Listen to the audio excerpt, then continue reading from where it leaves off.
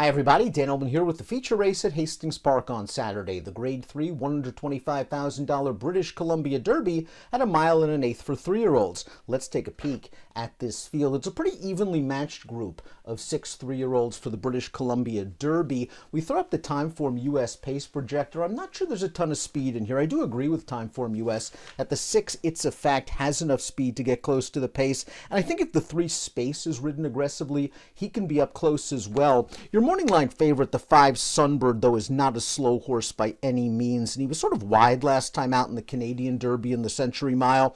I think they're going to get a bit more aggressive with him coming out of the gate. Maybe he's the one to control the pace. The number 1's Keystone, and Keystone finished second last time out at Century Mile. We're going to take a look at that race right now, and he showed the ability to stay close to the pace in this mile and 16th event. Now, it's only a 3-life allowance, but he ran well to be second. He takes money in most of his races for the first time in a long time. You're going to get Keystone at a price in the British Columbia Derby, and he showed that he could step with stakes horses when he was third 3 starts back. A horse with tactical speed, some upside potential. He just needs a little bit of a boost on the Beyer speed figure scale, but at a price, he's a horse you might want to consider on the bottom of single race exotics. The number 2 is Riverside, who made his first start off the Claimant Stakes action last time out at Century Mile, and he just didn't get the right pace setup. He's a horse that doesn't have a lot of early speed. He lagged far behind. He tried to pick up those horses in the stretch, and he did make up a bit of ground. It was a promising enough performance for a horse that at Santa Anita, 2 and 3 starts back,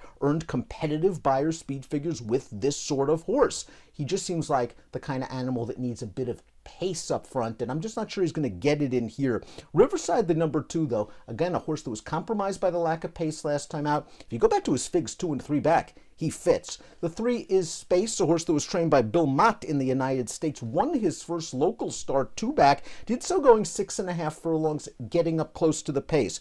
Last time out in the Sir Winston Churchill, he tried to rate a little bit. He saved ground at the end, and I'm just not sure that trip really worked out for him. I think he can be more forward if necessary. He has shown that sprint speed in the past. I think the son of Ghost Sapper can get a lot closer to the pace this time around. Accidental Hero is the number 4, and he's just been a wonderful claim for these connections. They took him for $40,000 in the States 5 starts back. He's run 4 times in stakes action at Hastings. He's earned 3 stakes placings, including this 3rd place finish in the Canadian Derby. And it was a race where he got up close to the pace early. He was kind of hustled out of there from the outside post. Then he let the pace go. It was rather sharp, and then he re-rallied and finished a solid 3rd.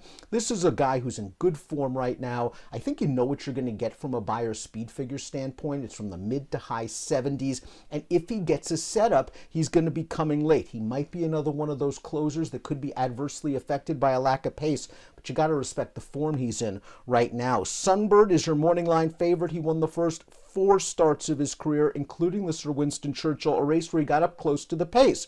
Now, last time out in the Canadian Derby, the pace was pretty solid, and he tried to get up there. He wasn't able to make it, and then he ended up tiring and finishing 5th. I think you can give him a bit of a mulligan. Maybe 1.25 miles is also not exactly what he wants, so he gets a bit of a cutback here, and I think they're going to be more aggressive. He has more upside than the second choice in this race, the 4 Accidental Hero, a horse who has established form after 12 lifetime starts. We're not expecting some giant jump up on the Beyer scale from him. Sunbird, the 5, still might have his best race waiting. It could happen on Saturday. It's the First might be dangerous if able to get to the lead, and he got a little bit of a confidence boost last time out in this allowance race. They turned him back to 6 furlongs. The pace wasn't very fast, and he was able to settle right up close, and he was very game in the stretch to win that race. Only a 61 Beyer speed figure, however. He's going to have to improve. He's going to have to stretch it out in distance. So while he expects to be aggressively ridden out of the gate and find a good spot, whether he can last this distance against this kind of horse,